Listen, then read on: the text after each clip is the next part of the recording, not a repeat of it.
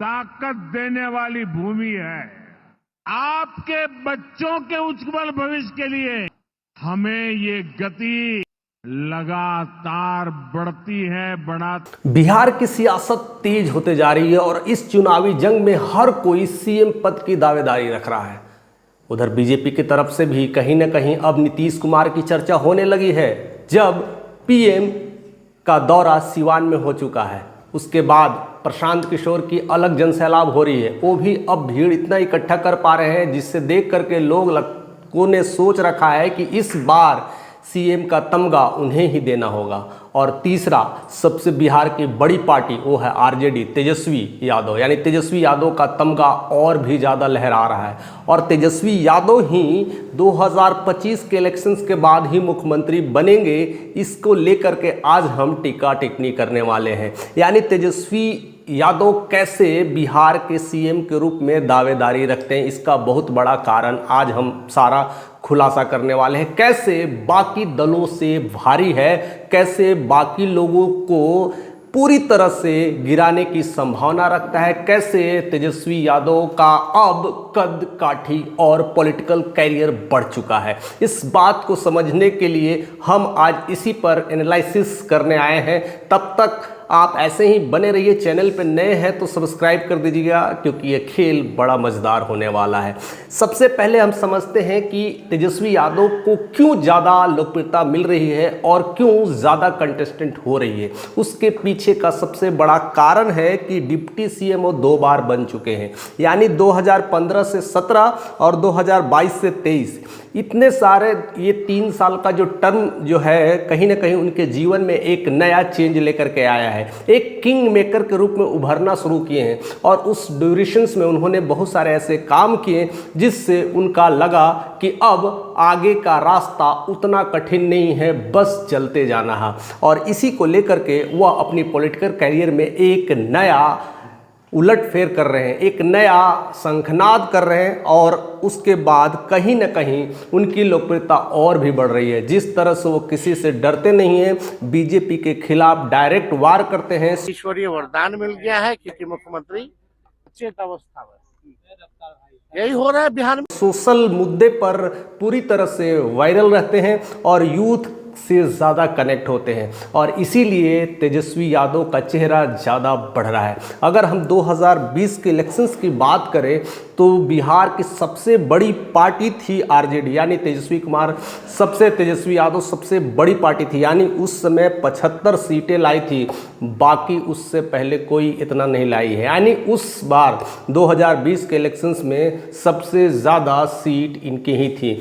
अब बात होती है कि कैसे चीज़ें समीकरण बदलता है और कैसे उलटफेर की राजनीति लगती है। लेकिन अगर देखा जाए तो उनके साथ जितने भी लोग थे, ओवैसी उस समय 5 सीट लाए थे और माले जो CPI-ML कहते हैं वो 12 सीटें लाई थी। और ख़ास करके कांग्रेस जो उनके साथ गठबंधन में 19 सीटें लाई और मुकेश सहनी 4 सीटें लाई। अगर ऐसे देखा जाए तो कुल मिलाकर के 115 सीटें ऑलरेडी 2000 में आ चुकी थी, यानी 2020 में उनकी 115 सीटें गठबंधन के रूप में आ चुकी थी। महज 7 सीटों की दरकार थी और वो 7 सीट के हेर फेर से उनकी पार्टी पूरी तरह से लड़खड़ा गई, क्योंकि नीतीश साथ नहीं दिए थे। साथ आना और ना आना सारा कुछ नीतीश पर डिपेंडेंट हो रहा था। और ऐसे में कहीं ना कहीं तेजस्वी यादव का एक अच्छा खासा पूरा वर्चस्व धीरे धीरे गिर गया। हालांकि वो 2 बार उन्हें मौका मिला। कहीं ना कहीं बीजेपी के तरफ से भी सीटों को लेकर के उलझन चल रही थी और नीतीश कुमार के बीच कभी उस पार्टी, कभी इस पार्टी, कभी उस पार्टी, कभी इस पार्टी को लेकर के कन्फ्यूज़न क्रिएट कर रहे थे। यानी नीतीश कुमार चाहते थे कि हम ही मुख्यमंत्री बने, उसी को लेकर के यह मामला फंस रहा था। अब बात आती है कि अब ये 7 सीट कैसे क्लिक करना है। अब 2020 नहीं रहा, अब 2025 आ चुका है और 5 साल में बहुत कुछ बदलाव देखने को मिला है। उसी बदलाव से तेजस्वी का चेहरा और खिलखिला रहा है और तेजस्वी का चेहरा ज़्यादा तेज़ी से वायरल हो रहा है। यानी तेजस्वी यादव ही सीएम बनेंगे, उसके बड़ी सारे खुलासे अब खिलने लगे हैं। देखिए सबसे बड़ी चीज़ें हैं, ओवैसी की एंट्री हो गई है। यानी ओवैसी उनके साथ अगर कुछ न कुछ अगर लड़ेंगे तो 11-12% का जो वोट है वो 7 में क्लिक कर देंगे, यानी 7 सीटों की दरकार है। मुझे लगता है कि उससे ज़्यादा सीटें अब आ जाएगी और वह खेल बहुत आसान कर देंगे, यानी तेजस्वी कुमार का सीएम का दावेदारी पद बिल्कुल अब आसान सा दिखते जा रहा है। जैसे ही AIM के नेता ओवैसी की एंट्री होगी, यानी महागठबंधन में उनके साथ जब लड़ेंगे, यानी इसका एक और कारण है कि वक्त बिल को लेकर के जो मुस्लिम्स वोटर से कहीं ना कहीं नीतीश कुमार से बाइकआउट कर रहे हैं, चिराग पासवान से बाइकआउट कर रहे हैं, और वैसे 3-4 सीट भी अगर इधर का इधर हो गया तो तेजस्वी यादव का तमगा भारी पड़ सकता है। दूसरा सबसे बड़ा कारण निकल के आ रहा है कि केजरीवाल आम आदमी पार्टी जब बिहार में आएगी तो सबसे ज़्यादा नुकसान बीजेपी को करने वाली है, क्योंकि कहीं ना कहीं उनके दिल पर उनके दर्द को मरहम लगाने की ज़रूरत थी। उस समय वह बिल्कुल एकदम खालीपन हो गए थे, यानी दिल्ली में उनको बहुत दर्द मिला था, और वैसे स्थिति में